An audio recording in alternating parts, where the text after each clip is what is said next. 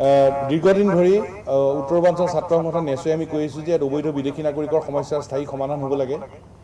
চৰকাৰে কৰা নাই, ব্যৰ্থ হৈছে চৰকাৰ। আৰু অবৈধ বিদেশী নাগৰিকৰ প্ৰব্ৰজনৰ ফলত অসমৰ উত্তৰ পূৰ্বাঞ্চলৰ জনবিন্যাস পৰিৱৰ্তন হৈছে। এতিয়া ত্ৰিপুৰাত 40 লাখ জনসাধাৰণ, তাত খিলঞ্জীয়া মানুহৰ সংখ্যা প্ৰায় 10 লাখ মাত্ৰ। এইটো অৱস্থা।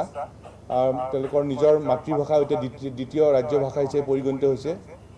এতিয়া অসমত আমি পৰিস্থিতি দেখিছোঁ, মেঘালয় দেখিছোঁ, সমগ্ৰ উত্তৰ পূৰ্বাঞ্চলৰ অবৈধ বিদেশী নাগৰিকৰ প্ৰব্ৰজন ঘটিছে।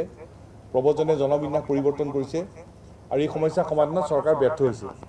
আৰু তাৰ লগে লগে দেখা গৈছে যে অৰুণাচলত সমস্যাৰ সৃষ্টি হৈছে, চাকমা হাজঙৰ সমস্যা আছে। আৰু তাৰ উপৰিও ইয়াত কেন্দ্ৰীয় চৰকাৰে অন্যায়ভাৱে আমাৰ ওপৰত কাজ জাপি দিয়া হৈছে। আৰু ইয়াৰ সমাধানৰ উপায় কি?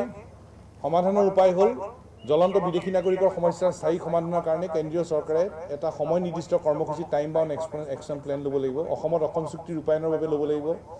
আৰু সমগ্ৰ উত্তৰ পূৰ্বাঞ্চলত ইনাৰ লাইন পাৰ্মিট প্ৰৱৰ্তন কৰিব লাগিব আৰু কা বাতিল কৰিব লাগিব। এই গোটেই বিষয়খিনিক লৈ উত্তৰ পূৰ্বাঞ্চল ছাত্ৰ সংগঠন নেছয়ে অহা 17 আগষ্ট তাৰিখে উত্তৰ পূৰ্বাঞ্চল জুৰি আন্দোলনৰ কাৰ্যসূচী আমি গ্ৰহণ কৰিছোঁ। 17 আগষ্ট তাৰিখে সমগ্ৰ উত্তৰ পূৰ্বাঞ্চলৰ প্ৰত্যেকখন ৰাজ্যৰ ৰাজধানী চহৰত 3 ঘণ্টাকৈ প্ৰতিবাদৰ কাৰ্যসূচী গ্ৰহণ কৰা হ'ব। আৰু এয়া কেন্দ্ৰীয় চৰকাৰৰ প্ৰতি আমাৰ সকিয়নি যে এই সমস্যাৰ স্থায়ী সমাধান নোহোৱা পৰ্যন্ত উত্তৰ পূৰ্বাঞ্চল জুৰি সংগ্ৰাম চলি থাকিব। কাৰণ এই প্ৰব্ৰজনৰ সমস্যাই উত্তৰ পূৰ্বাঞ্চলৰ খিলঞ্জীয়া মানুহৰ পৰিচয় অস্তিত্বৰ প্ৰতি ভাবুকি মাতি আনিছে আৰু ইয়াৰ সমস্যাটো ভয়াৱহ হৈছে। গতিকে সমস্যাৰ স্থায়ী সমাধান নোহোৱালৈকে আমাৰ নিৰৱচ্ছিন্ন সংগ্ৰাম আমাৰ চলি থাকিব।